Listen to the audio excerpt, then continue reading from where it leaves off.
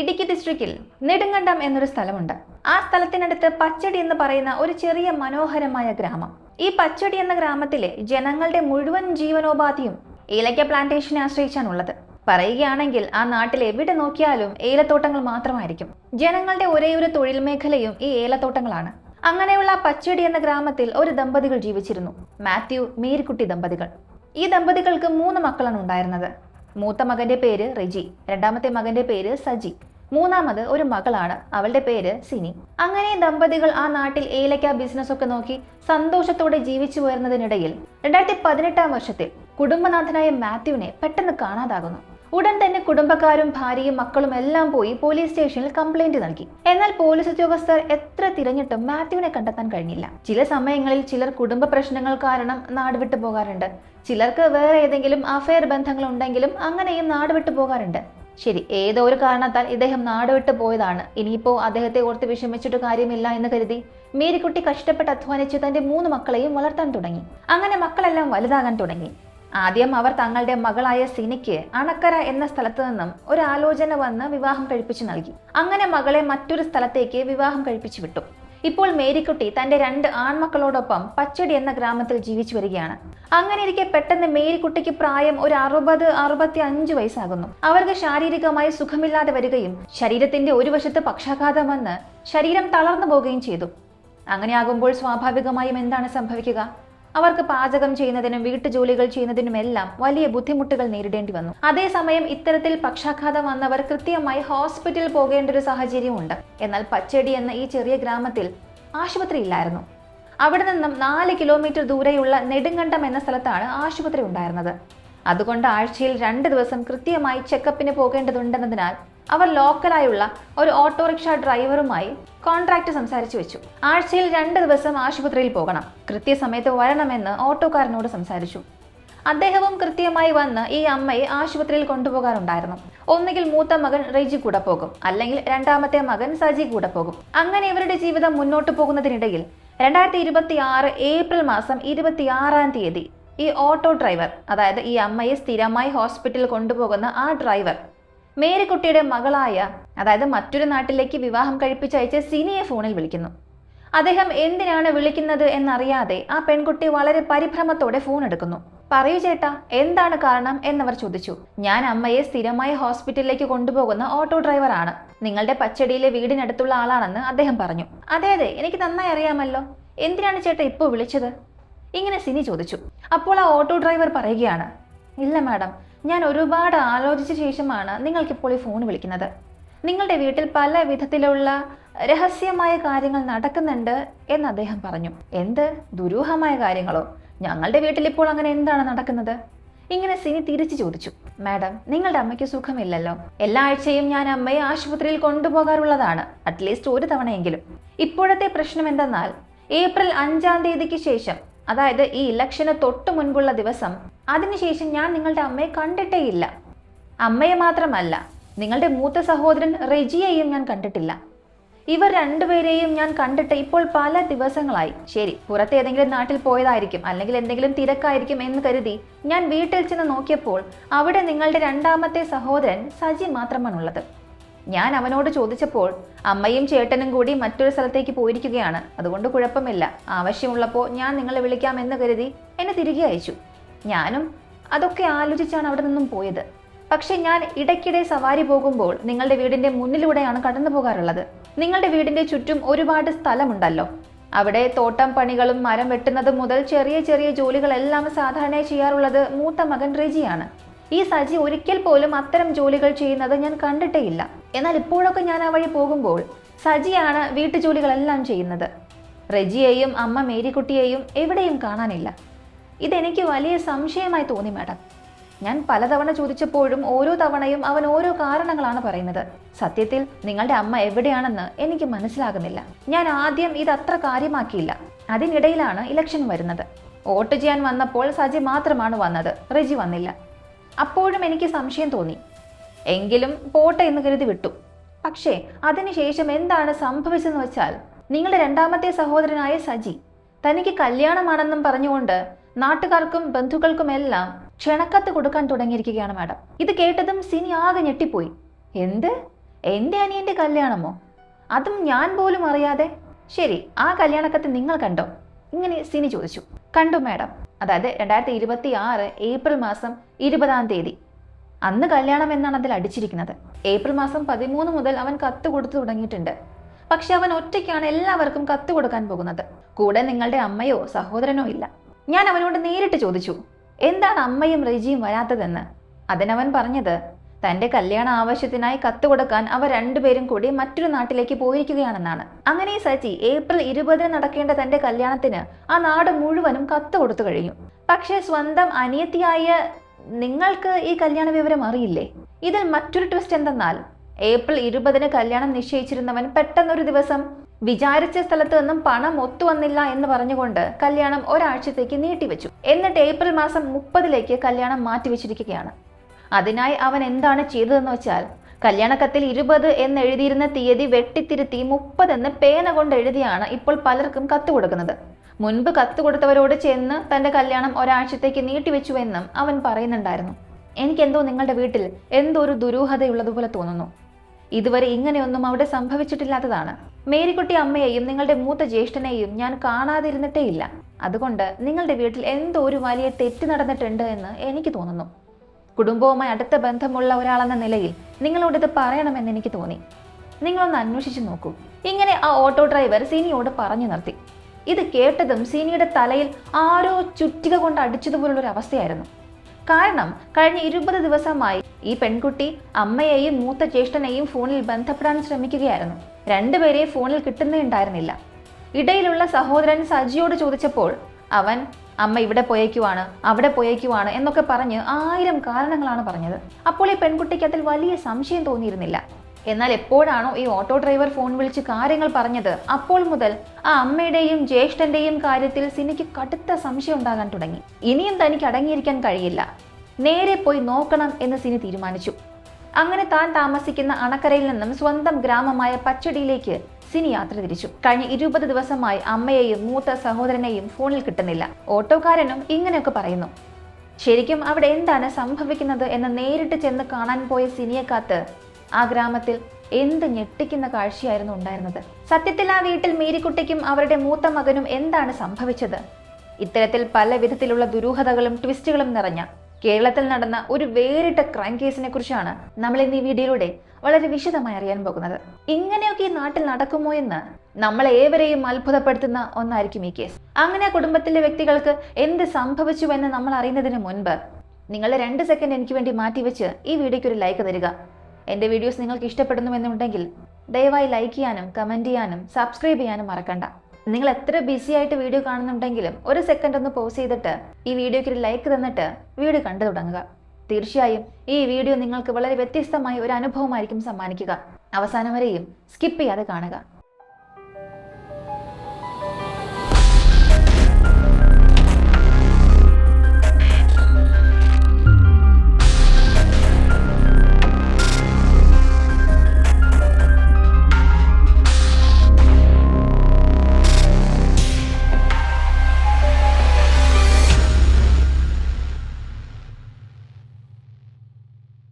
സിനി തന്റെ ഭർത്താവിനോട് വീട്ടിലെ കാര്യങ്ങളൊന്നും വിശദമായി പറഞ്ഞില്ല.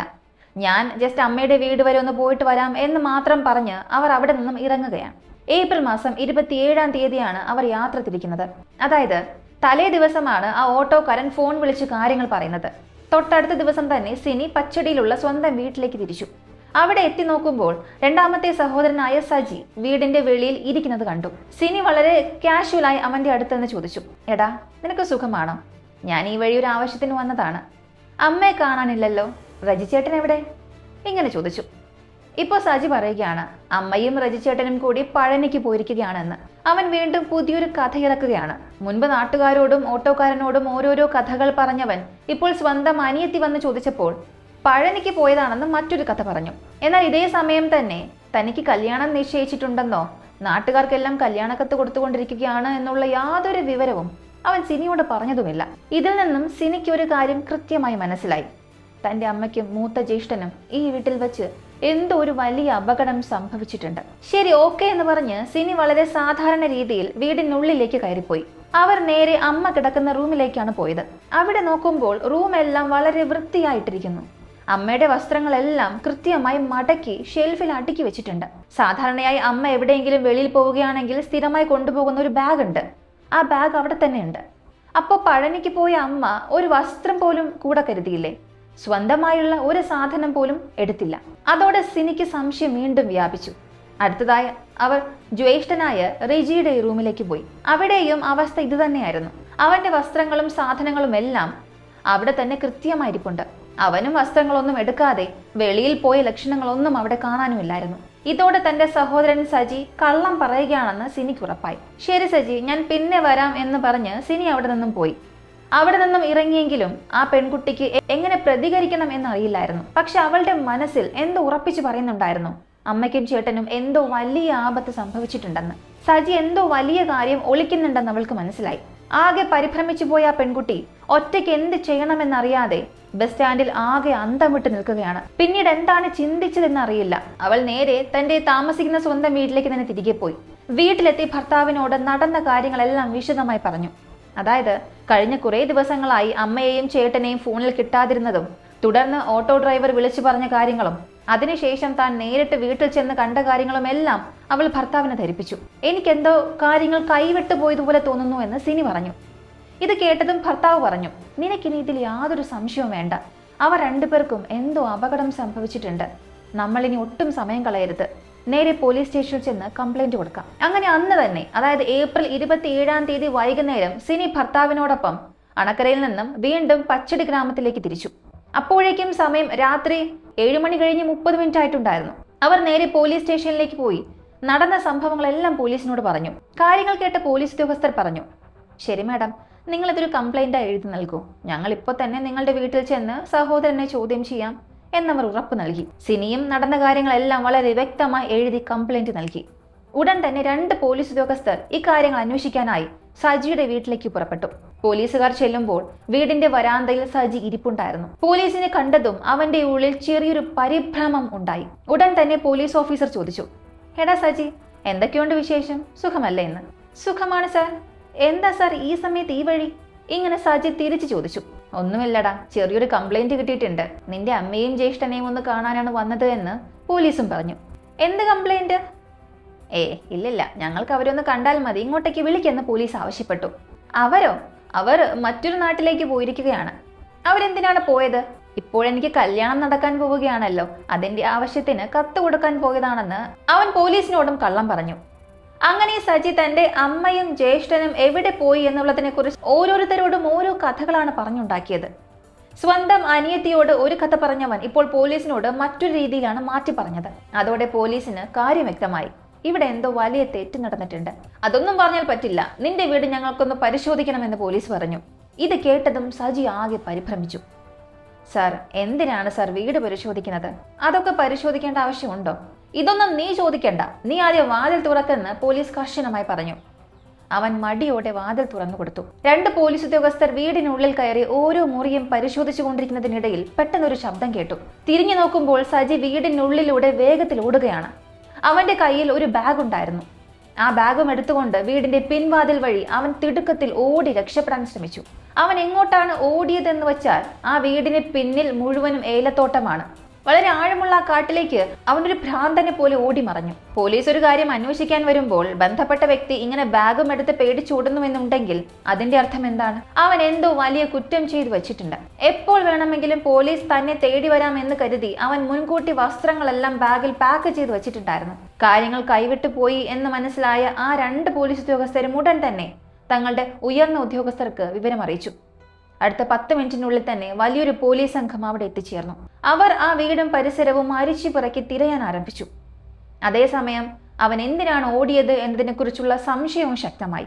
രാത്രി 9 മണിയോടെ ആ വീടിന് മുന്നിൽ വലിയ രീതിയിൽ പോലീസ് വണ്ടികൾ വന്നു നിന്നതോടെ നാട്ടുകാരെല്ലാം ആകെ പരിഭ്രാന്തരായി. എല്ലാവരും ഓടിക്കൂടി. എന്താണ് സംഭവിച്ചത് സാർ? ഇങ്ങനെ തിരക്കാൻ തുടങ്ങി. പോലീസ് വളരെ കാഷ്വലായി അടുത്ത വീട്ടുകാരോട് ചോദിച്ചു, നിങ്ങൾ അവസാനമായി മേരിക്കുട്ടിയെയും റെജിയെയും എപ്പോഴാണ് കണ്ടത്? അവിടെ കൂടിയ നാട്ടുകാരെല്ലാം ഒരേ സ്വരത്തിൽ പറഞ്ഞ മറുപടി ഇതായിരുന്നു, സർ, ഞങ്ങൾ അവരെ അവസാനമായി കണ്ടത് ഇലക്ഷന് തൊട്ടു മുൻപുള്ള ദിവസമാണ്. ഒരു ഏപ്രിൽ മാസം 4 അല്ലെങ്കിൽ 5 ആയിരിക്കും. അതിനുശേഷം ഞങ്ങൾ അവരാരെയും കണ്ടിട്ടില്ല. നാട്ടുകാരുടെ മൊഴി കേട്ടതോടെ ആ രണ്ടുപേർക്കും എന്തോ വലിയ അപകടം സംഭവിച്ചിട്ടുണ്ടെന്ന് പോലീസിന് ഉറപ്പായി. അവർ ആ വീട് മുഴുവനും മരിച്ചു പറക്കാൻ തുടങ്ങി. എന്നാൽ എത്ര തിരഞ്ഞിട്ടും വീടിനുള്ളിൽ ഒരു കുറ്റകൃത്യം നടന്നതായുള്ള യാതൊരുവിധ തെളിവുകളും പോലീസിന് കണ്ടെത്താൻ കഴിഞ്ഞില്ല. ഒരു ഭാഗത്ത് പോലീസ് വീട് പരിശോധിക്കുമ്പോൾ മറുഭാഗത്ത് 2-3 പോലീസ് ടീം ആ ഏലത്തോട്ടക്കാട്ടിലേക്ക് ഓടിപ്പോയ സജിയെ കണ്ടെത്താനായി തിരിച്ചു. അവൻ നഗ്നപാതനായി വെറും കാലോടെയാണ് ഓടിയത്. ആ കാടിനുള്ളിലേക്ക് വണ്ടികളൊന്നും പോകില്ല. അതുകൊണ്ട് പോലീസുകാർ നടന്നു തന്നെയാണ് തിരച്ചിൽ ആരംഭിച്ചത്. ഒരു ടീം കാട്ടിലൂടെ നടന്നു തിരയുമ്പോൾ മറ്റൊരു പോലീസ് ടീം ഡ്രോൺ ഉപയോഗിച്ച് ആകാശത്തിലൂടെ തിരച്ചിൽ ആരംഭിച്ചു. ഡ്രോൺ വഴി അവന്റെ മൂവ്മെന്റ്സ് കണ്ടെത്താൻ കഴിഞ്ഞാൽ എളുപ്പത്തിൽ പിടികൂടാം എന്നതുകൊണ്ടായിരുന്നു അത്. ഇങ്ങനെ 2 ടീമുകൾ കാട്ടിൽ തിരയുമ്പോൾ മൂന്നാമത് ഒരു ടീം വീടിന്റെ പരിസരം മരിച്ചു പറക്കുകയായിരുന്നു. വീടിനുള്ളിൽ ഒന്നും കിട്ടിയില്ലെങ്കിലും വീടിന്റെ പിൻഭാഗത്തേക്ക് അവർ ശ്രദ്ധ തിരിച്ചു. കേരളത്തിലെ വീടുകളുടെ പിൻഭാഗം സാധാരണയായി എങ്ങനെയായിരിക്കും? നല്ല പച്ചപ്പുള്ള ഏലത്തോട്ടങ്ങളും മരങ്ങളും ചെടികളും ഒക്കെ നിറഞ്ഞ മനോഹരമായ ഒരു അന്തരീക്ഷമായിരിക്കും. ആ വീടിന്റെ പിൻവശവും അങ്ങനെ തന്നെയായിരുന്നു. അങ്ങനെ ആ സ്ഥലം മുഴുവനും പോലീസ് തിരഞ്ഞുകൊണ്ട് വരുമ്പോൾ സാധാരണയായി ചിലയിടങ്ങളിൽ സോയിൽ ഡിസ്റ്റർബൻസ് എന്ന് പറയും. അതായത് അടുത്തിടെ എവിടെയെങ്കിലും കുഴി തോണ്ടി മൂടിയിട്ടുണ്ടെങ്കിൽ ആ ഭാഗത്തെ മണ്ണിൽ പ്രകടമായ വ്യത്യാസം കാണാൻ സാധിക്കും. അങ്ങനെ എന്തെങ്കിലും വ്യത്യാസങ്ങൾ അവിടെ ഉണ്ടോ എന്നാണ് പോലീസ് പ്രധാനമായി നോക്കിയത്. പക്ഷെ തുടക്കത്തിൽ അവർക്ക് അങ്ങനെ ഒന്നും തന്നെ കണ്ടെത്താൻ കഴിഞ്ഞില്ല. അങ്ങനെയെങ്കിൽ സത്യത്തിൽ മേരിക്കുട്ടിക്കും റെജിക്കും എന്താണ് സംഭവിച്ചതെന്നറിയാതെ പോലീസ് ആകെ ആശയക്കുഴപ്പത്തിലായി. അവർ വീടിന്റെ പിൻഭാഗം മുഴുവനും മരിച്ചു പിറക്കുന്നതിനിടയിൽ ഒരു കോൺസ്റ്റബിൾ അവിടെയുള്ള ഒരു പ്രത്യേക സ്ഥലം ശ്രദ്ധിക്കാനിടയായി. അതെന്ത് സ്ഥലമാണെന്ന് വെച്ചാൽ ഒരു ഫെർട്ടിലൈസർ ബെഡ് അഥവാ ജൈവവളങ്ങൾ ഇട്ടുവെക്കാനായി സാധാരണ തോട്ടങ്ങളിൽ നിർമ്മിക്കുന്ന വലിയൊരു കമ്പോസ്റ്റ് കുഴിയായിരുന്നു അത്. അതിനു മുകളിൽ ഒരു മൂടിയൊക്കെ വെച്ച് മറച്ചിട്ടുണ്ടായിരുന്നു. ആ ഒരു വളക്കുഴിക്ക് മുകളിലായി ഒട്ടനവധി പുതിയ ചെടികൾ നട്ടുപിടിപ്പിച്ചിരിക്കുന്നത് ആ കോൺസ്റ്റബിൾ കണ്ടു. ആ വീടിന്റെ പിൻവശത്ത് അത്രയധികം സ്ഥലം ഉണ്ടായിട്ടും വളമിടാനായി ഉപയോഗിക്കുന്ന ആ കുഴിക്ക് മുകളിൽ മാത്രം എന്തിനാണ് ഇവൻ പുതിയ ചെടികൾ നട്ടുപിടിപ്പിച്ചത്? മാത്രമല്ല ആ ഭാഗത്തെ മണ്ണിൽ ചെറിയ രീതിയിലുള്ള ഇളക്കമുള്ളതായും പോലീസിന് മനസ്സിലായി. ഇതോടെ ആ സ്ഥലം ഒന്ന് തോണ്ടി പരിശോധിക്കാൻ തന്നെ പോലീസ് ഓഫീസർമാർ തീരുമാനിച്ചു. അങ്ങനെ ആ വളക്കുഴിയിലെ മണ്ണ് മാറ്റാൻ തുടങ്ങിയപ്പോൾ തന്നെ അവിടെ അടുത്തിടെ ആരോ കുഴി തോണ്ടി മൂടിയ ലക്ഷണം വളരെ വ്യക്തമായി കാണാമായിരുന്നു. അത് കാണാൻ ഒരു ചെറിയ കുഴിയായിരുന്നു. ഇതിനകത്ത് നമ്മളിപ്പോൾ എന്താണ് കണ്ടെത്താൻ പോകുന്നതെന്ന് കരുതി അവർ തുടർന്ന് മണ്ണ് മാറ്റിക്കൊണ്ടിരുന്നപ്പോൾ ആദ്യം അതിനുള്ളിൽ നിന്നും ഒരു മനുഷ്യന്റെ കാൽപാദമാണ് അവർക്ക് ലഭിച്ചത്. അതും ഏകദേശം ജീർണിച്ച അവസ്ഥയിലായിരുന്നു. പിന്നീട് കൂടുതൽ ആഴത്തിൽ തോണ്ടിയപ്പോൾ ആ മനുഷ്യന്റെ പൂർണ്ണമായ മൃതദേഹം തന്നെ അവർക്ക് ലഭിച്ചു. ആ മൃതദേഹം പുറത്തേക്കെടുത്ത് നോക്കിയപ്പോൾ അതിനടിയിലായി മറ്റൊരു മൃതദേഹം കൂടി കിടക്കുന്നത് അവർ കണ്ടു. അതും കൂടി മണ്ണ് മാറ്റി പുറത്തെടുത്ത് പരിശോധിച്ചപ്പോൾ അതൊരു സ്ത്രീയുടെ മൃതദേഹമായിരുന്നു. ഇതൊക്കെ അവിടെ കുഴിച്ചിട്ടിട്ട് പല ദിവസമായിട്ടുണ്ടാകാം. ശരീരം മുഴുവനായും അഴുകി ജീർണിച്ച അവസ്ഥയിലായിരുന്നു. അതുകൊണ്ട് തന്നെ മുഖം കണ്ട് അത് ആരുടേതാണെന്ന് തിരിച്ചറിയാൻ ഒട്ടും സാധിക്കുമായിരുന്നില്ല. ഒരു പുരുഷന്റെയും ഒരു സ്ത്രീയുടെയും മൃതദേഹങ്ങൾ. അതായത് ഏകദേശം 45 വയസ്സ് തോന്നിക്കുന്ന ഒരു പുരുഷൻ, 65 വയസ്സ് തോന്നിക്കുന്ന ഒരു സ്ത്രീ. കൃത്യമായി ഇതേ പ്രായത്തിലുള്ള 2 പേരെ തന്നെയാണ് പോലീസും തിരഞ്ഞുകൊണ്ടിരിക്കുന്നത്. എങ്കിലും മുഖം വ്യക്തമല്ലാത്തതിനാൽ ഇത് മേരിക്കുട്ടിയും റെജിയുമാണെന്ന് അപ്പോൾ തന്നെ ഉറപ്പിച്ചു പറയാൻ പോലീസിന് കഴിഞ്ഞില്ല. മാത്രമല്ല ഈ വളക്കുഴിക്കുള്ളിൽ മൃതദേഹങ്ങൾ കൊണ്ടുപോയി ഇടുന്നതിന് മുൻപായി അതിലേക്ക് വലിയ അളവിൽ കുമ്മായപ്പൊടി വിതറിയിട്ടുണ്ടായിരുന്നു. നമ്മൾ ഒട്ടനവധി ക്രൈം കേസുകളിൽ കണ്ടിട്ടുള്ള ഒരു കാര്യമാണിത്. കുമ്മായം മൃതദേഹത്തിന് മുകളിൽ ഇട്ടാൽ ശരീരം പെട്ടെന്ന് അഴുകിത്തീരുമെന്ന് കൊലപാതകികൾ പൊതുവിശ്വസിക്കാറുണ്ട്. അതുകൊണ്ട് ഈ കൊലപാതകം ചെയ്ത വ്യക്തിക്ക് ഇതിനെക്കുറിച്ച് എല്ലാം നല്ല ധാരണയുണ്ടായിരുന്നു എന്ന് വ്യക്തം. കുഴിയുടെ ഉള്ളിൽ നിന്നും അത്രയധികം കുമ്മായത്തിന്റെ അവശിഷ്ടങ്ങൾ പോലീസിന് ലഭിച്ചു. ഇനി ഈ മൃതദേഹങ്ങൾ ആരുടേതാണെന്ന് തിരിച്ചറിയാൻ ഒരേ ഒരു വഴി അവർ ധരിച്ചിരുന്ന വസ്ത്രങ്ങൾ മാത്രമായിരുന്നു. അതുകൊണ്ട് പോലീസ് മേരിക്കുട്ടിയുടെ മകളായ സിനിയെ ആ വസ്ത്രങ്ങൾ കാണിക്കാനായി അങ്ങോട്ടേക്ക് വിളിച്ചു വരുത്തി. ആ വസ്ത്രം കണ്ട ഉടൻ തന്നെ ആ പെൺകുട്ടി ഉറപ്പിച്ചു പറഞ്ഞു, സർ, ഈ വസ്ത്രം വെച്ച് എനിക്ക് പറയാൻ സാധിക്കും ഇതെന്റെ അമ്മയാണ്. ഈ വസ്ത്രം എന്റെ മൂത്ത ജ്യേഷ്ഠൻ റെജിയുടേതാണ്. ഇവർ 2 പേരും തന്നെയാണ് അതെന്ന് ആ പെൺകുട്ടി കരഞ്ഞുകൊണ്ട് ഉറപ്പിച്ചു പറഞ്ഞു. എങ്കിലും വസ്ത്രങ്ങൾ മാത്രം വെച്ച് ഒരു ഔദ്യോഗിക സ്ഥിരീകരണം നടത്താൻ കഴിയാത്തത് കൊണ്ട് മൃതദേഹങ്ങൾ ഇൻക്വസ്റ്റ് നടപടികൾക്ക് ശേഷം പോസ്റ്റ്മോർട്ടം ചെയ്യുന്നതിനായും DNA ടെസ്റ്റിനായും അയച്ചു. എങ്കിലും പോലീസ് തിരഞ്ഞുകൊണ്ടിരുന്ന ആ 2 പേർ തന്നെയാണ് കൊല ചെയ്യപ്പെട്ട് സ്വന്തം വീടിന് പിന്നിലെ വളക്കുഴിയിൽ മൂടപ്പെട്ടതെന്ന് പൂർണ്ണമായി ഉറപ്പായി കഴിഞ്ഞു.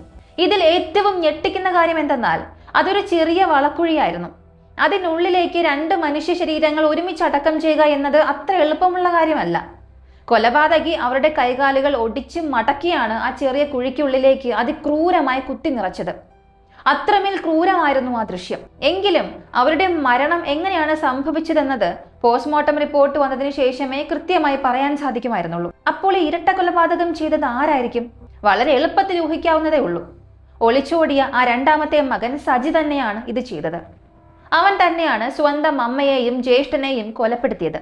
പക്ഷേ എന്തിനാണ് അവൻ ഈ ക്രൂരതയ്ക്ക് മുതിർന്നത് എന്നതിന്റെ യഥാർത്ഥ കാരണം അവന് മാത്രമേ അറിയാമായിരുന്നുള്ളൂ. അതേസമയം ഒരു ഭാഗത്ത് പോലീസ് സംഘം ആ ഏലത്തോട്ടക്കാട്ടിലൂടെ നടന്നും മറുഭാഗത്ത് ഡ്രോൺ ഉപയോഗിച്ചും സജിക്കായിട്ടുള്ള തിരച്ചിൽ ശക്തമാക്കിയിരുന്നു. ഏപ്രിൽ 27-ാം തീയതി രാത്രി മുഴുവൻ തിരഞ്ഞിട്ടും അവനെ കണ്ടെത്താൻ കഴിഞ്ഞില്ല. അടുത്ത ദിവസം, അതായത് ഏപ്രിൽ 28 അവനെ പിടികൂടാനായില്ല. കാരണം അവൻ ആ കാടിന്റെ വളരെ ഉള്ളിലേക്ക് നടന്നു പോയിരുന്നു. ഇല്ല, ഓടിപ്പോയിരുന്നു. പക്ഷെ ആ വലിയ കാടിനുള്ളിൽ അവന് കുടിക്കാനോ കഴിക്കാനോ ഒന്നും തന്നെ ലഭിക്കുമായിരുന്നില്ല. ദാഹവും വിശപ്പും കാരണം അവൻ ആ കാട്ടിൽ കിടന്നു തന്നെ മരിച്ചു പോകാൻ വരെ സാധ്യതയുണ്ടായിരുന്നു. പക്ഷെ പോലീസിന്റെ പ്രധാന ഭയം എന്തെന്നാൽ ഇവൻ ഈ ഏലത്തോട്ടവും താണ്ടി അടുത്തുള്ള വലിയ കാട്ടുപ്രദേശത്തേക്ക് കടന്നാൽ നേരെ തമിഴ്നാട് ബോർഡറിൽ എത്തിച്ചേരുമെന്നതായിരുന്നു. ഒരു പക്ഷെ അവൻ തമിഴ്നാട് അതിർത്തി കടന്നുപോയാൽ പിന്നെ അവനെ കണ്ടെത്തുക എന്നത് അത്ര സാധാരണമായ ഒരു കാര്യമല്ല. അതുകൊണ്ട് തന്നെയാണ് പോലീസ് ഒട്ടും ഇടവേളകളില്ലാതെ തിരച്ചിൽ തുടർന്നുകൊണ്ടിരുന്നത്. അങ്ങനെ ഏപ്രിൽ 28-ാം തീയതി അവന് കുടിക്കാൻ വെള്ളമില്ല, കഴിക്കാൻ ഭക്ഷണവുമില്ല. ഇപ്പോൾ അവന്റെ മുന്നിൽ 2 വഴികൾ മാത്രമാണ് ഉണ്ടായിരുന്നത്. ഒന്ന്, സ്വയം വന്ന് പോലീസിൽ കീഴടങ്ങുക, അല്ലെങ്കിൽ ഈ വിശപ്പും ദാഹവും സഹിക്കാൻ വയ്യാതെ ആ കാടിനുള്ളിൽ കിടന്ന് തന്നെ ജീവൻ വെടിയുക. അങ്ങനെ എന്ത് ചെയ്യണമെന്ന് ആലോചിച്ച സജി ഇനി കാട്ടിൽ തന്നെ ഇങ്ങനെ കിടന്ന് ഒളിച്ചു കളിക്കാൻ എന്നെ കൊണ്ട് കഴിയില്ല എന്ന് ഉറപ്പിച്ചു. അങ്ങനെ അവൻ കാട്ടിൽ നിന്നും പുറത്തു കടക്കാൻ തീരുമാനിക്കുകയും കാടിന്റെ എൻട്രൻസ് വഴി നേരെ മെയിൻ റോഡിലേക്ക് വരികയും ചെയ്തു. അവിടെ ഒരു ചായക്കട ഉണ്ടായിരുന്നു. എന്നാൽ ഇതിനു മുൻപ് തന്നെ പോലീസ് ഒരു കാര്യം ചെയ്തു. സജിയുടെ ഫോട്ടോ എല്ലാം ലോക്കലായുള്ള ജനങ്ങൾക്കും ചായക്കടകളിലും എല്ലാം എത്തിക്കുകയും പത്രങ്ങളടക്കം വാർത്ത നൽകുകയും ചെയ്തിരുന്നു. അതുകൊണ്ട് അവൻ ആ ചായക്കടയിലേക്ക് ചെന്നപ്പോൾ കടയുടമ അവനെ എളുപ്പത്തിൽ തിരിച്ചറിഞ്ഞു. എടാ, നീ സജിയല്ലേ? ഇങ്ങനെ അദ്ദേഹം ചോദിച്ചു. അവൻ അതിന് മറുപടി ഒന്നും പറയാതെ തല കുനിച്ച് സമ്മതിച്ചു. എന്നിട്ട് പറഞ്ഞു, അതെ, ഞാൻ സജിയാണ്. എന്റെ ജീവിതത്തിൽ ഞാൻ വലിയൊരു തെറ്റ് ചെയ്തു പോയി. എനിക്ക് ദയവ് ചെയ്ത് കുടിക്കാൻ കുറച്ച് വെള്ളവും അല്ലെങ്കിൽ ഒരു ചായയും തരാമോ? ഇങ്ങനെ അവൻ ചോദിച്ചു. ആ ചായക്കടക്കാരൻ അവന് വെള്ളവും ചായയും നൽകുന്നതോടൊപ്പം തന്നെ പോലീസിനെയും വിളിച്ച് വിവരം അറിയിച്ചു. അടുത്ത കുറച്ച് സമയത്തിനുള്ളിൽ തന്നെ പോലീസ് ഓഫീസർമാർ അവിടെ എത്തി സജിയെ കസ്റ്റഡിയിലെടുത്ത് പോലീസ് സ്റ്റേഷനിലേക്ക് കൊണ്ടുപോയി. സ്റ്റേഷനിലെത്തിയപ്പോൾ നിന്റെ അമ്മയും ജ്യേഷ്ഠനും എവിടെ? ഇങ്ങനെ ചോദിച്ചപ്പോൾ അവൻ ആദ്യം പഴയ കഥകൾ തന്നെ ആവർത്തിക്കാൻ ശ്രമിച്ചു. എന്നാൽ പോലീസ് കാര്യങ്ങൾ ഓപ്പണായി പറഞ്ഞു. വീടിന് പിന്നിലെ ആ വളക്കുഴിയിൽ നിന്നും തങ്ങൾ എന്താണ് കണ്ടെടുത്തത് എന്ന് അവർ അവനോട് വെളിപ്പെടുത്തി. അത് കേട്ടതോടെ അവന് മറ്റൊന്നും മറച്ചു വെക്കാൻ കഴിയില്ല എന്ന് ബോധ്യമായി. അവൻ കുറച്ചു നേരം തല കുനിച്ചിരുന്ന് ആകെ നിശബ്ദനായി. അതിനുശേഷം, ശരി സാർ, അവിടെ എന്താണ് സംഭവിച്ചതെന്ന് ഞാൻ കൃത്യമായി പറയാമെന്ന് പറഞ്ഞുകൊണ്ട് അവൻ തന്റെ കുറ്റസമ്മതം നടത്താൻ ആരംഭിച്ചു. ഞാൻ നേരത്തെ പറഞ്ഞതുപോലെ ഈ കുടുംബത്തിൽ ആകെ 4 പേരായിരുന്നു ഉണ്ടായിരുന്നത്. അതിൽ കുടുംബനാഥനായ മാത്യു 2018 പെട്ടെന്ന് കാണാതാകുന്നു. അതിനുശേഷം ആ കുടുംബത്തിന്റെ മുഴുവൻ ഉത്തരവാദിത്വവും മേരിക്കുട്ടിയുടെയും ഈ 2 ആൺമക്കളുടെയും ചുമലിലായി. അങ്ങനെ അവരുടെ ജീവിതം മുന്നോട്ടു പോയി. സാധാരണയായി ഒരു പ്രായമാകുമ്പോൾ മക്കളെല്ലാം വിവാഹം കഴിപ്പിച്ചയക്കാറുള്ളതാണ്. എന്നാൽ ഇവിടെ മൂത്ത മകനായ റെജിക്ക് 48 വയസ്സായിട്ടും വിവാഹം നടന്നില്ല. രണ്ടാമനായ സജിക്ക് 43 വയസ്സായി. അവന് വിവാഹം കഴിച്ചിട്ടില്ല. മൂത്ത മകൻ റെജിക്ക് വിവാഹം കഴിക്കുന്നതിൽ വലിയ താല്പര്യമൊന്നുമില്ലായിരുന്നു. ചില ആലോചനകൾ വന്നെങ്കിലും അതൊന്നും ശരിയായതുമില്ല. എന്നാൽ രണ്ടാമനായ സജിക്ക് വിവാഹം കഴിക്കാൻ വലിയ ആഗ്രഹമായിരുന്നു. അവന്റെ ജീവിതത്തിലെ ഏറ്റവും വലിയ ലക്ഷ്യം തന്നെ ഒരു വിവാഹം കഴിക്കുക എന്നതായിരുന്നു. ഈ സമയത്താണ് അമ്മയായ മേരിക്കുട്ടിക്ക് പക്ഷാഘാതം വരുന്നത്. അമ്മയ്ക്ക് ശരീരം തളർന്നു പോയതോടെ വീട്ടുജോലികൾ ചെയ്യാനോ പാചകം ചെയ്യാനോ കഴിയാതെ വന്നു. അപ്പോൾ സജി ജ്യേഷ്ഠനായ റെജിയോട് പറഞ്ഞു, റെജി, നീ ദയവ് ചെയ്ത് ഒരു കല്യാണം കഴിക്ക്. വീട്ടിലേക്ക് ഒരു പെണ്ണ് വന്നാൽ ശരിക്കും അമ്മയെ നോക്കാനും അത് സഹായിക്കും. നിനക്കൊരു ഭാര്യമാകും. ഈ വീട് വീണ്ടും നന്നാകും. എന്നാൽ റെജി അതിന് മറുപടിയായി പറഞ്ഞത്, എനിക്കിപ്പോൾ കല്യാണം കഴിക്കാൻ ഒട്ടും താല്പര്യമില്ലടാ എന്നാണ്. ശരി, നിനക്ക് താല്പര്യമില്ലെങ്കിൽ വേണ്ട, എനിക്ക് കല്യാണം കഴിക്കാൻ താല്പര്യമാണ്, ഞാൻ വിവാഹം കഴിക്കാൻ പോവുകയാണെന്ന് സജി പറഞ്ഞപ്പോൾ അതിന് അമ്മയും ജ്യേഷ്ഠനും കടുത്ത ഭാഷയിൽ എതിർത്തു. പ്രത്യേകിച്ച് അമ്മ മേരിക്കുട്ടി പറഞ്ഞു, വീട്ടിൽ മൂത്ത മകൻ നിൽക്കുമ്പോൾ അനിയന്റെ കല്യാണം ആദ്യം നടത്തിയാൽ ഈ നാട്ടുകാരെന്ത് പറയും? അവർ നിന്റെ ജ്യേഷ്ഠനെ കുറിച്ച് എത്ര മോശമായിട്ടായിരിക്കും സംസാരിക്കുക. അതുകൊണ്ട് അതൊന്നും നടക്കില്ല. നീ കുറച്ചുകൂടി കാത്തിരിക്കെ. അവൻ കല്യാണം കഴിച്ചതിന് ശേഷം മാത്രമേ നിന്റെ കല്യാണം നടത്തുകയുള്ളൂ എന്ന് അമ്മ കടുപ്പിച്ചു പറഞ്ഞു. അമ്മയുടെയും ജ്യേഷ്ഠന്റെയും ഈ കടുത്ത എതിർപ്പ് കേട്ടതോടെ സജിക്ക് ഉള്ളിൽ അടക്കാനാകാത്ത വലിയ ദേഷ്യവും കോപവും വരാൻ തുടങ്ങി. എന്താടാ ഇത്? എനിക്കിപ്പോ തന്നെ 43 വയസ്സായി. എന്നിട്ടും ഞാൻ ആഗ്രഹിച്ചതുപോലെ ഒരു ജീവിതം ജീവിക്കാൻ ഇവർ എന്നെ സമ്മതിക്കുന്നില്ലല്ലോ എന്നോർത്ത് സജിക്ക് അമ്മയോടും ജ്യേഷ്ഠനോട് കടുത്ത ദേഷ്യം വന്നു. ഇതാണ് അവർക്കിടയിൽ ഉണ്ടായിരുന്ന ഒന്നാമത്തെയും പ്രധാനപ്പെട്ടതുമായ പ്രശ്നം. രണ്ടാമത്തെ കാര്യം എന്തെന്നാൽ ഈ റെജിയും സജിയും തമ്മിൽ ഇടയ്ക്കിടെ വീട്ടിൽ വലിയ വഴക്കുകൾ നടക്കാറുണ്ടായിരുന്നു. അങ്ങനെ വഴക്ക് കൂടുന്ന സമയത്ത് മൂത്ത മകനായ റെജി അനിയനായ സജിയെ കടുത്ത ഭാഷയിൽ അധിക്ഷേപിക്കുകയും അപമാനിക്കുകയും ചെയ്യുമായിരുന്നു. നീ ശരിക്കും ഞങ്ങളുടെ അപ്പന് ജനിച്ചവനല്ല എന്നുവരെയുള്ള മോശം വാക്കുകൾ റെജി അവനോട് പറയുമായിരുന്നു. അതുമാത്രമല്ല, നിനക്ക് ഈ സ്വത്തിൽ ഒന്നും ഒരു പങ്ക് പോലും തരില്ല എന്നും പറഞ്ഞ് നിരന്തരം അവനോട് വളരെ മോശമായി സംസാരിച്ചിരുന്നു. ശരിക്കും ഇവർക്കിടയിലെ മറ്റൊരു വലിയ പ്രശ്നം ഈ സ്വത്ത് തർക്കം തന്നെയായിരുന്നു. അമ്മ മേരിക്കുട്ടിയുടെ പേരിൽ അവിടെ 1 ഏക്കർ ഭൂമി ഉണ്ടായിരുന്നു. ആ സ്ഥലം 2 പേർക്കുമായി വീതിച്ചു നൽകാനിരിക്കുമ്പോഴാണ് റെജി അവനെ ഇങ്ങനെ അധിക്ഷേപിക്കുന്നതും സ്വത്ത് തരില്ല എന്ന് പറയുന്നതും. ഇത് സജിക്ക് വലിയൊരു ഇൻസൾട്ടായി മാറി. അങ്ങനെ സജി ഒരു കാര്യം ഉറപ്പിച്ചു, ഇനി ഇവരെയും വിശ്വസിച്ചിരുന്നാൽ ഒന്നും നടക്കില്ല, ഞാൻ സ്വന്തമായി വിവാഹം കഴിക്കാൻ തന്നെ പോവുകയാണ്. അങ്ങനെ അവൻ സ്വന്തമായി ഒരു കല്യാണക്കത്ത് അടിച്ചുണ്ടാക്കി. എന്നാൽ ചില വിവരങ്ങൾ അനുസരിച്ച് അവൻ ഒരു പെണ്ണിനെ പോലും കണ്ടെത്താതെയാണ് ഈ കല്യാണക്കുറി അടിച്ചതെന്നാണ് പറയുന്നത്. പെണ്ണ് കിട്ടിയോ ഇല്ലയോ എന്നുള്ളത് രണ്ടാമത്തെ കാര്യം. പക്ഷെ അവൻ കത്തുമായി വന്ന് അമ്മയുടെയും ജ്യേഷ്ഠന്റെയും മുന്നിൽ കാണിച്ചു. അത് കണ്ടതും 2 പേർക്കും കടുത്ത ദേഷ്യം വന്നു. അമ്മ മേരിക്കുട്ടി ആകെ ദേഷ്യം കൊണ്ട് കൊതിച്ചുപോയി. എന്താടാ ഇത്? ജ്യേഷ്ഠൻ ഇവിടെ വിവാഹം കഴിക്കാതെ നിൽക്കുമ്പോൾ നീ കല്യാണം കഴിക്കരുതെന്ന് ഞാൻ എത്ര വട്ടം പറഞ്ഞിട്ടുണ്ട്. ഇപ്പോൾ നീ എന്താടാ ഈ കാണിച്ചു വെച്ചിരിക്കുന്നത്? കല്യാണക്കത്തും അടിച്ചു വന്നിരിക്കുന്നു. ഇതൊന്നും എന്നെ കൊണ്ട് അംഗീകരിക്കാൻ കഴിയില്ല. നീ ഇതിപ്പോ തന്നെ നിർത്തണം. റെജിയുടെ കല്യാണം കഴിഞ്ഞിട്ട് മതി നിന്റെ കല്യാണം എന്ന് അമ്മ കടുപ്പിച്ചു പറഞ്ഞു. 2026 ഏപ്രിൽ മാസം 4-ാം തീയതി രാത്രി അവർ ഭക്ഷണം കഴിച്ചുകൊണ്ടിരിക്കുന്ന സമയത്താണ് ഈ വിഷയത്തെ ചൊല്ലി ആ വീട്ടിൽ വലിയൊരു തർക്കവും ബഹളവും ഉണ്ടാകുന്നത്. ഇതുവരെ എല്ലാം ക്ഷമയോടെ കേട്ടിരുന്ന സജിയുടെ ഉള്ളിൽ അഗ്നിപർവ്വതം ആ രാത്രി പൊട്ടിത്തെറിച്ചു. നിങ്ങൾ എന്താണ് കരുതിയിരിക്കുന്നത്? നിങ്ങളും കല്യാണം കഴിക്കില്ല, എന്നെയും കഴിക്കാൻ സമ്മതിക്കില്ല.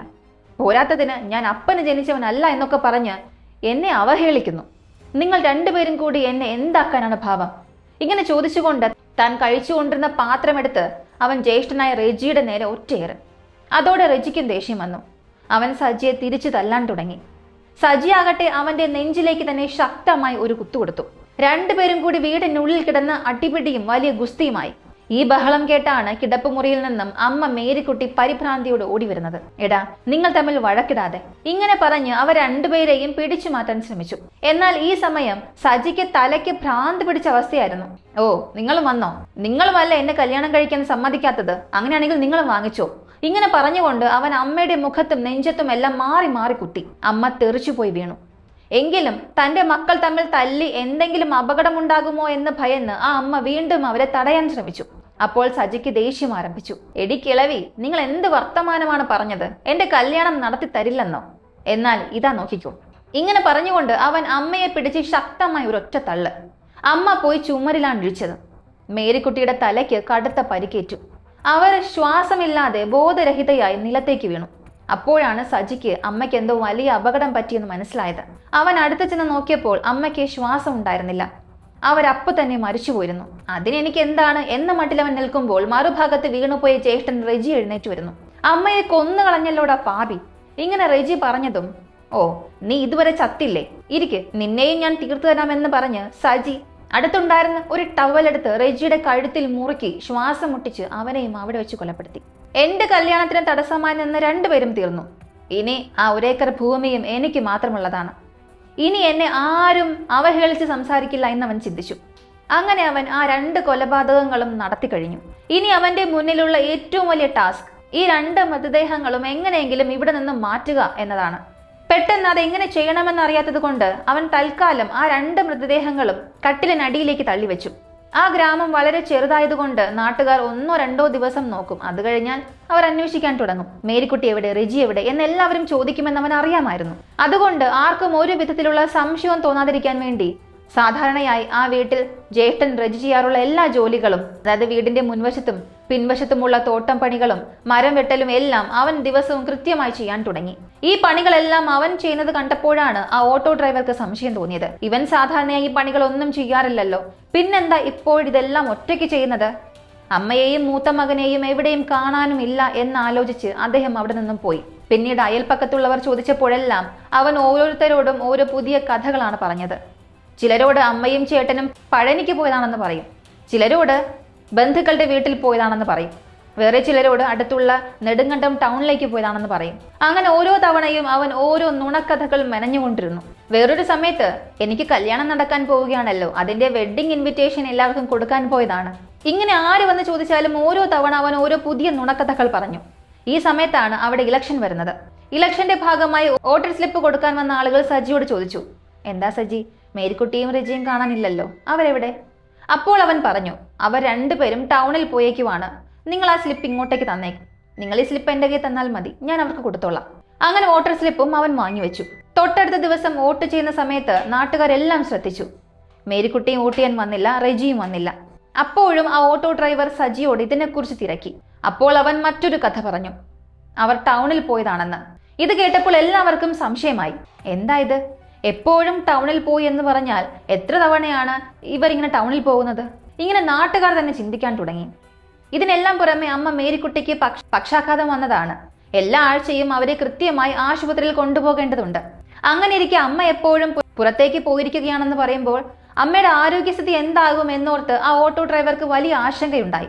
ഇതേ സമയം തന്നെയാണ് തനിക്ക് കല്യാണമാണെന്നും പറഞ്ഞ് സജി ആ നാട് മുഴുവനും കല്യാണ കത്ത് കൊടുത്തത്. ഇങ്ങനെ കാര്യങ്ങൾ ദുരൂഹമായി മുന്നോട്ട് പോകുമ്പോഴാണ് ആ ഓട്ടോ ഡ്രൈവർ സജിയുടെ അനിയത്തിയായ സിനിയെ വിളിച്ച് കാര്യങ്ങൾ പറയുന്നത്. എന്നാൽ ഈ ഇടവേളയിൽ ഈ മൃതദേഹങ്ങൾ എങ്ങനെ ഇവിടെ നിന്ന് മാറ്റുമെന്നോർത്ത് സജി ആകെ വട്ടം തിരിയുകയായിരുന്നു. കാരണം ഇത്രയും ദിവസം വീടിനുള്ളിൽ തന്നെ വെച്ചാൽ ശരീരം അഴുകി വലിയ രീതിയിൽ ദുർഗന്ധം വരാൻ തുടങ്ങും. ഇതവൻ അറിയാമായിരുന്നു.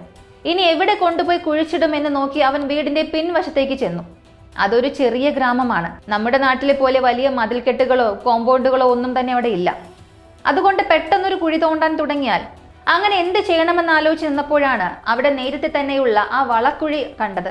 അതിന്റെ മൂടി മാറ്റി നോക്കിയപ്പോൾ അത്യാവശ്യം വലിപ്പമുള്ള ഒന്നാണെന്ന് അവന് മനസ്സിലായി.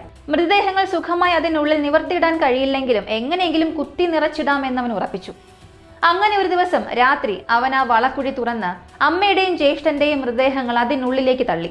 ആർക്കും ഒരു വിധത്തിലുള്ള സംശയവും തോന്നാതിരിക്കാൻ അതിനു മുകളിൽ മണ്ണും മണലും എല്ലാം ഇട്ട് മൂടുകയും അതിനു മുകളിലായി പുതിയ ചെടികൾ നട്ടുപിടിപ്പിക്കുകയും ചെയ്തു. ഇനി നാട്ടുകാർ ഇവരെ അന്വേഷിച്ചു വരുമ്പോൾ കല്യാണക്കത്ത് കൊടുക്കാൻ പോയതാണെന്നും പറഞ്ഞ് കുറച്ചു നാൾ കൂടി കാര്യങ്ങൾ മുന്നോട്ട് കൊണ്ടുപോകാം എന്ന് കരുതിയാണ് അവൻ ഈ കല്യാണ നാടകം തന്നെ കെട്ടിച്ചമച്ചത്. എന്നാൽ മറ്റു ചില സോഴ്സസിൽ നിന്നും പറയുന്നത് അവൻ ഒരു പെണ്ണ് പോലും ഒത്തുകിട്ടിയിട്ടുണ്ടായിരുന്നില്ല എന്നാണ്. വെറുതെ ഒരു വ്യാജ കല്യാണക്കത്തടിച്ച് എനിക്ക് കല്യാണമാണ് എന്നവൻ പറയുകയായിരുന്നു. ഒരു പക്ഷെ വിവാഹം കഴിക്കണമെന്നുള്ള അവന്റെ അമിതമായ ആഗ്രഹവും പ്രതീക്ഷയും കൊണ്ടായിരിക്കാം, അല്ലെങ്കിൽ ഈ കത്ത് കൊടുക്കുമ്പോൾ അവന് കിട്ടുന്ന ഒരു മാനസിക സന്തോഷം കൊണ്ടായിരിക്കാം അവൻ അങ്ങനെ ചെയ്തത്. അതേസമയം ഈ കല്യാണക്കത്ത് കാണിച്ച് നാട്ടുകാരുടെ ശ്രദ്ധ തിരിപ്പിക്കാമെന്നും അമ്മയെയും ചേട്ടനെയും കുറിച്ച് ചോദിക്കുന്നവരിൽ നിന്നും രക്ഷപ്പെടാമെന്നുമുള്ള അവന്റെ ക്രൂരമായ ബുദ്ധി കൂടെയായിരുന്നു അത്. പക്ഷേ ഈ കല്യാണക്കത്ത് തന്നെയാണ് ആ ഓട്ടോ ഡ്രൈവർക്ക് വലിയ രീതിയിൽ സംശയം ഉണ്ടാക്കിയത്. സ്വന്തം അമ്മയും ജ്യേഷ്ഠനും ഇല്ലാതെ എങ്ങനെയാണ് ഒരു കല്യാണം നടക്കുക? ഇങ്ങനെ എല്ലാവർക്കും സംശയമായി. അതിനിടയിൽ അവൻ കല്യാണ തീയതി മാറ്റി നിശ്ചയിക്കുക കൂടി ചെയ്തപ്പോൾ സംശയം ഇരട്ടിച്ചു. മാത്രമല്ല, കല്യാണം കഴിക്കാൻ പോകുന്ന പെണ്ണ് ആരാണെന്ന് ചോദിച്ചാൽ അതിന് കൃത്യമായ മറുപടിയും അവന്റെ കയ്യിലില്ലായിരുന്നു. ഇത്തരത്തിലുള്ള പലവിധ ചോദ്യങ്ങളും സംശയങ്ങളും ഉയർന്നതുകൊണ്ടാണ് ഈ വിവരം സിനി അറിയാനിടയായതും തുടർന്നുണ്ടായ സംഭവങ്ങളും. അങ്ങനെ കുഴിച്ചെടുത്ത ആ രണ്ട് മൃതദേഹങ്ങളും മേരിക്കുട്ടിയുടെയും റെജിയുടെയും തന്നെയാണോ എന്ന് ഔദ്യോഗികമായി സ്ഥിരീകരിക്കാൻ ഗവൺമെന്റ് ഹോസ്പിറ്റൽ വെച്ച് DNA പരിശോധന നടത്തി. ആ ടെസ്റ്റ് റിസൾട്ട് 100% ഉറപ്പിച്ചു പറഞ്ഞു മരിച്ചത് മേരിക്കുട്ടിയും റെജിയുമാണ്. ഈ കേസ് ഇതോടുകൂടി അവസാനിച്ചു എന്ന് കരുതിയെങ്കിൽ അവിടെയാണ് ഈ കഥയിലെ ഏറ്റവും വലിയ ട്വിസ്റ്റ് ഒളിച്ചിരിക്കുന്നത്. ഇവൻ തന്നെയാണ് സ്വന്തം അമ്മയെയും ജ്യേഷ്ഠനെയും കൊലപ്പെടുത്തി വീടിന് പിന്നിൽ കുഴിച്ചിട്ടതെന്ന് തെളിയുകയും മൃതദേഹങ്ങൾ പുറത്തെടുക്കുകയും ചെയ്തതോടെ കേസ് കഴിഞ്ഞ മട്ടിലായതാണ്. എന്നാൽ ഇപ്പോൾ ആ നാട്ടുകാർക്കിടയിൽ പുതിയൊരു സംശയം ഉയർന്നു വന്നു. അവർ പരസ്പരം സംസാരിക്കാൻ തുടങ്ങി. ഒരു പക്ഷേ 8 വർഷങ്ങൾക്ക് മുൻപ് ഇതേ വീട്ടിൽ നിന്നും പെട്ടെന്ന് കാണാതായ ഇവരുടെ അപ്പൻ മാത്യുവിനെയും ഈ സജി കൊലപ്പെടുത്തി വീടിന്റെ പിൻഭാഗത്ത് എവിടെയെങ്കിലും കുഴിച്ചിട്ടുണ്ടാകുമോ? ശരിക്കും അതൊരു വാലിഡ് പോയിന്റ് തന്നെയാണ്. സ്വന്തം അമ്മയെയും ജ്യേഷ്ഠനെയും കൊലപ്പെടുത്താൻ തക്കവണ്ണം ക്രൂരനായ ഒരു വ്യക്തിയാണ് സജി. അങ്ങനെയുള്ളവൻ തന്റെ അപ്പനെയും ഇത്തരത്തിൽ വകവരുത്താൻ വലിയ സാധ്യതയുണ്ട്. ഒരു പക്ഷെ അന്ന് അപ്പനും ഇവനും തമ്മിൽ എന്തെങ്കിലും വഴക്കുണ്ടായിരിക്കാം. അപ്പോൾ അപ്പനെ കൊന്നു കുഴിച്ചിട്ടതായിരിക്കാം.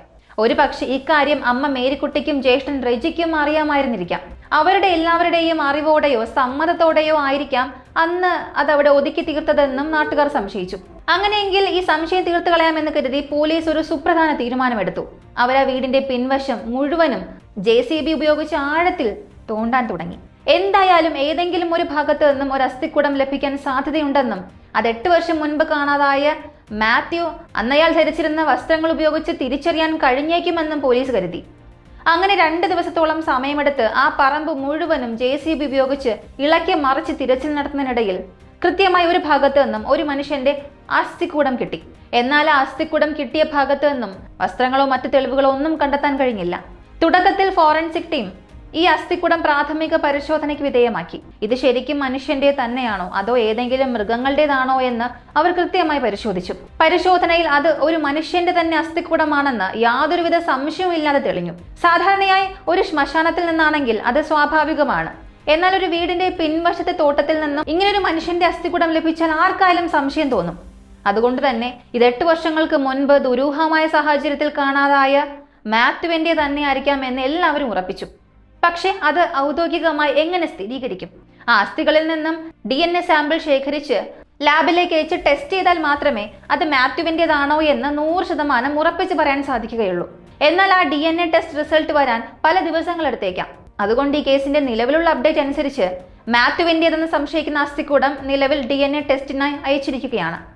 അതിന്റെ ഫലം വന്നതിന് ശേഷം മാത്രമേ മാത്യുവും ഇതുപോലെ കൊല ചെയ്യപ്പെട്ട് സ്വന്തം വീട്ടുപറമ്പിൽ മൂടപ്പെട്ടതാണോ എന്ന കാര്യത്തിൽ കൃത്യമായ ഒരു സ്ഥിരീകരണം ഉണ്ടാവുകയുള്ളൂ. എന്തായാലും മേരിക്കുട്ടിയുടെയും റെജിയുടെയും മരണം സജിയിലൂടെ തന്നെയാണ് സംഭവിച്ചത് എന്ന് DNA റിപ്പോർട്ടിലൂടെയും അവന്റെ കുറ്റസമ്മതത്തിലൂടെയും പോലീസ് ഇതിനോടകം തന്നെ ഉറപ്പിച്ചു കഴിഞ്ഞിട്ടുണ്ട്. അതുകൊണ്ട് തന്നെ ഈ ഇരട്ട കൊലപാതക കേസിൽ സജിക്കെതിരെ ശക്തമായ കുറ്റപത്രം തയ്യാറാക്കാനുള്ള ഒരുക്കത്തിലാണ് പോലീസ്. സാധാരണയായി നമുക്കറിയാവുന്നതുപോലെ 90 ദിവസങ്ങൾക്കുള്ളിൽ പോലീസ് കോടതിയിൽ കുറ്റപത്രം സമർപ്പിക്കേണ്ടതുണ്ട്. അവൻ തന്നെയാണ് ഈ കൊലപാതകം ചെയ്തത് എന്ന് തെളിയിക്കുന്ന ഒട്ടനവധി തെളിവുകളും ശക്തമായ തെളിവുകൾ പോലീസിന് ലഭിച്ചു കഴിഞ്ഞു. ഈ തെളിവുകളെല്ലാം ഉൾപ്പെടുത്തിയാണ് പോലീസ് കുറ്റപത്രം തയ്യാറാക്കുന്നത്. കോടതിയിൽ ഈ കുറ്റം തെളിയിക്കപ്പെടുമ്പോൾ സജിക്ക് ജീവപര്യന്തം തടവ് ശിക്ഷ ലഭിക്കാൻ സാധ്യതയുണ്ട്. അതേസമയം ഇപ്പോൾ കണ്ടെടുത്ത അസ്ഥിക്കുടം മാത്യുവിന്റെ തന്നെയാണെന്ന് DNA ടെസ്റ്റിലൂടെ തെളിയുകയാണെങ്കിൽ ആ കൊലപാതക കേസിലും സജി തന്നെ പ്രതിയായി മാറിയേക്കാം. ഇല്ലെങ്കിൽ പോലും തന്റെ അപ്പനായ മാത്യുവിന് എന്താണ് സംഭവിച്ചതെന്നും ആരാണ് അദ്ദേഹത്തെ കൊന്ന് വീട്ടുപറമ്പിൽ കുഴിച്ചിട്ടതെന്നുമുള്ള യഥാർത്ഥ സത്യം സജിക്ക് കൃത്യമായി അറിയാനും വലിയ രീതിയിൽ സാധ്യതയുണ്ട്. സത്യത്തിൽ ഈ ഒരു കേസിനെ കുറിച്ച് നമ്മൾ ചിന്തിക്കുമ്പോൾ ഏതൊരു കൊലപാതകത്തിന് പിന്നിലും വളരെ ശക്തമായ ഒരു ലക്ഷ്യം ഉണ്ടായിരിക്കും, ഒരു മോട്ടീവ് ഉണ്ടായിരിക്കും. അതും സ്വന്തം കുടുംബത്തിലെ ചോരയെ തന്നെയാണ് കൊലപ്പെടുത്തുന്നതെന്നുണ്ടെങ്കിൽ ആ ലക്ഷ്യം അത്രമേൽ തീവ്രമായിരിക്കും. അല്ലെങ്കിൽ അവരുടെ മേൽ അത്രയധികം വെറുപ്പ് ഉള്ളിൽ നിറഞ്ഞിട്ടുണ്ടാകും. ചെറുപ്പം മുതലേ സ്വന്തം അമ്മയോടും സഹോദരനോടുമൊപ്പം സ്നേഹബന്ധത്തിൽ ജീവിച്ച ഒരു വ്യക്തിക്ക് പെട്ടെന്ന് അവരെ കൊന്നുകളയാൻ തോന്നുന്ന തരത്തിലുള്ള ഒരു പക ഉള്ളിൽ വരണമെങ്കിൽ അതിന് പിന്നിലെ കാരണം അത്രമേൽ അവനെ ബാധിച്ചിട്ടുണ്ടാകണം. അവൻ പോലീസിനോട് കൊലപാതകം വിവരിച്ച രീതി ഇങ്ങനെയാണ്: ജ്യേഷ്ഠൻ റെജി വീണെടുത്ത് നിന്ന് എഴുന്നേറ്റ് വന്നപ്പോൾ നീ എന്താണ് ഇതുവരെ ചാകാത്തത് എന്ന് ചോദിച്ച് തോർത്തെടുത്ത് കഴുത്ത് ഞെരിച്ചു കൊല്ലുമ്പോൾ അവന്റെ ഉള്ളിൽ നിറഞ്ഞത് കടുത്ത ദേഷ്യമായിരുന്നു. നീയും ചാകടാ എന്ന ക്രൂരമായ ചിന്ത മാത്രമായിരുന്നു അവന്റെ മനസ്സിൽ. ഇതിനെല്ലാം പ്രകോപനമായ പ്രധാന കാരണം അവന്റെ അമ്മയും മൂത്ത ജ്യേഷ്ഠനും ചേർന്ന് അവനെ വിവാഹം കഴിപ്പിക്കാതെ തടഞ്ഞു നിർത്തി എന്നതാണ്. അവന്റെ ഭാഗത്തു നിന്നും ആ ദേഷ്യത്തിന് ഒരു ചെറിയ കാരണം നമുക്ക് കാണാൻ സാധിക്കും. പക്ഷേ ഒരിക്കലും ഒരു കൊലപാതകത്തെ നമുക്ക് ന്യായീകരിക്കാൻ കഴിയില്ല.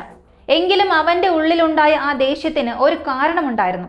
നമ്മൾ പൊതുവെ പലയിടങ്ങളിലും കണ്ടിട്ടുള്ളതാണ്. മൂത്ത മകന് വിവാഹം കഴിക്കാൻ താല്പര്യമില്ലാതിരിക്കുകയോ അല്ലെങ്കിൽ നല്ലൊരു ജോലി ഇല്ലാതിരിക്കുകയോ ചെയ്യുമ്പോൾ രണ്ടാമത്തെ മകന് പ്രായം കടന്നു പോകാതിരിക്കാൻ വേണ്ടി അവനെ ആദ്യം വിവാഹം കഴിപ്പിക്കാറുണ്ട്. ഇന്നത്തെ കാലത്ത് അതൊക്കെ വളരെ സാധാരണമായി നടക്കുന്ന കാര്യങ്ങളാണ്. പക്ഷേ ഇതൊരു ഉൾനാടൻ ഗ്രാമപ്രദേശമായതുകൊണ്ടും നാട്ടുകാരെ പേടിച്ചും മൂത്തവൻ നിൽക്കുമ്പോൾ ഇളയവന്റെ കല്യാണം നടത്താൻ പാടില്ല എന്ന ഒരു ചിന്താഗതി വെച്ചും അമ്മയും ജ്യേഷ്ഠനും അത് നിരന്തരം തടഞ്ഞു വെച്ചുകൊണ്ടേയിരുന്നു. ഇതാണ് സജിയുടെ ഉള്ളിൽ ഒരു വലിയ കൊലച്ചെതിയായി മാറി ഈ ദുരന്തത്തിലേക്ക് വഴിതെളിച്ചത്. രണ്ടാമത്തെ കാര്യം, നീ എന്റെ അപ്പൻ ജനിച്ചവനല്ല എന്ന് പറഞ്ഞ് സ്വന്തം സഹോദരൻ തന്നെ പരസ്യമായി അധിക്ഷേപിക്കുമ്പോൾ അത് ഏതൊരു മനുഷ്യന്റെയും ആത്മാഭിമാനത്തെയും തനിമയെയും വല്ലാതെ മുറിവേൽപ്പിക്കും. അതിനു പുറമെ ആ ഒരു കാരണത്തിന്റെ പേരിൽ സ്വത്തിൽ നിനക്ക് പങ്കു തരില്ല എന്ന് പറയുമ്പോൾ തന്റെ സ്വന്തം അവകാശങ്ങളും അടിസ്ഥാനപരമായ ആവശ്യങ്ങളുമാണ് അവിടെ ഇല്ലാതാകുന്നത്. ആ ചിന്തയും അവനിൽ ശക്തമായി. ഈ ഒരു വലിയ അമർഷവും ദേഷ്യവുമാകാം അവനെ ക്രൂരകൃത്യത്തിലേക്ക് നയിച്ചത്.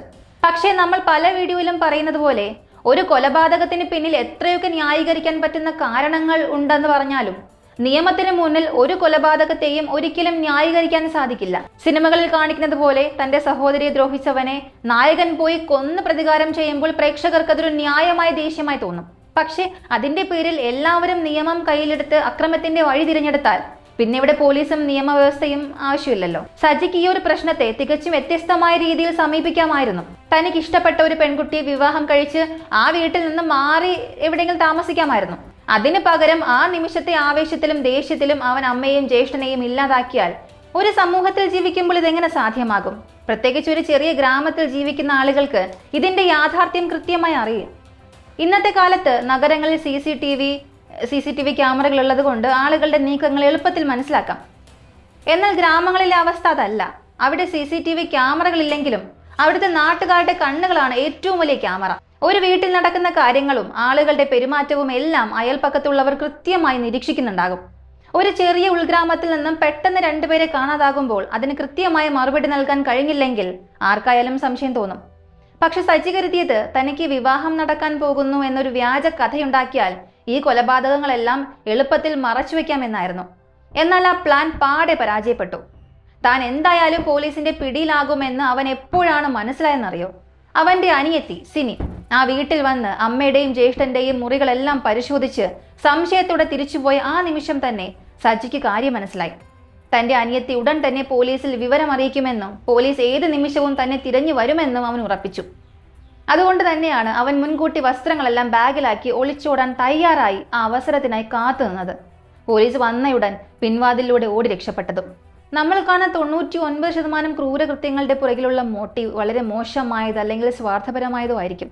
കൊലപാതകത്തെ ന്യായീകരിക്കുന്ന രീതിയിലുള്ള കാരണങ്ങൾ യഥാർത്ഥ ജീവിതത്തിൽ വളരെ അപൂർവമായി ഉണ്ടാകാറുള്ളൂ. അതൊക്കെ സിനിമകളിൽ മാത്രമേ കാണാൻ സാധിക്കൂ. യഥാർത്ഥ ലോകത്ത് കൊലപാതകങ്ങൾ നടക്കുന്നത് അസൂയ, വഴിവിട്ട ബന്ധങ്ങൾ, പണത്തോടുള്ള ആർത്തി അല്ലെങ്കിൽ കവർച്ച ശ്രമങ്ങൾ എന്നിവ കൊണ്ടൊക്കെയാണ്. വളരെ ചുരുക്കം കേസുകളിൽ മാത്രമാണ് എന്തെങ്കിലും ശക്തമായ കുടുംബപരമായ കാരണങ്ങൾ ഉണ്ടാകുന്നത്. എന്നാൽ ഈ കേസിൽ കാരണം എന്തു തന്നെയായാലും ഒരു കുറ്റം എപ്പോഴും കുറ്റം തന്നെയാണ്. ഇത്തരം ക്രൈം കേസുകളിൽ നിന്നും നമ്മൾ ഉൾക്കൊള്ളേണ്ട ഏറ്റവും വലിയ പാഠം ഇതാണ്. നമ്മുടെ ഉള്ളിലെ ലക്ഷ്യം എത്ര തന്നെ ശരിയാണെന്ന് തോന്നിയാലും നമ്മൾ ഒരു തെറ്റായ വഴി തിരഞ്ഞെടുക്കുന്ന നിമിഷം ആ ലക്ഷ്യത്തിന്റെ പ്രസക്തി തന്നെ ഇല്ലാതാകുന്നു. എന്റെ സഹോദരി ദ്രോഹിച്ചവനെ ഞാൻ കൊന്നു എന്ന് പറഞ്ഞാൽ നാട്ടുകാർ ചിലപ്പോൾ പറയുമായിരിക്കും, അവൻ ചെയ്തത് ശരിയാണെന്ന്. പക്ഷെ അതിന്റെ പേരിൽ കോടതി അവനെ വെറുതെ വിടുമോ? ഒരിക്കലുമില്ല. നിയമപ്രകാരമുള്ള ശിക്ഷ അവൻ അനുഭവിച്ചേ തീരൂ. അതുകൊണ്ട് അക്രമം ഒന്നിനും ഒരു ശാശ്വത പരിഹാരമല്ല. ഉള്ളിൽ എത്ര വലിയ ദേഷ്യമുണ്ടെങ്കിലും അക്രമത്തിന്റെ പാതയിലേക്ക് ഒരിക്കലും പോകരുത്. ചെറിയ ദേഷ്യത്തിൽ ചെയ്യുന്ന ഇത്തരം പ്രവൃത്തികൾ ഒരാളെ എത്തിക്കുന്നത് ഇരുമ്പഴിക്കുള്ളിലായിരിക്കും. ഈ കേസിൽ സജി ഇപ്പോൾ ഇരട്ട കൊലപാതക കേസിൽ പ്രതിയാണ്. ഇനി ആ അസ്ഥിക്കുടം അപ്പനായ മാത്യുവിൻ്റെതാണെന്ന് തെളിയുകയാണെങ്കിൽ അവന് ശിക്ഷാ കാലാവധി വീണ്ടും കൂടുകയുള്ളൂ.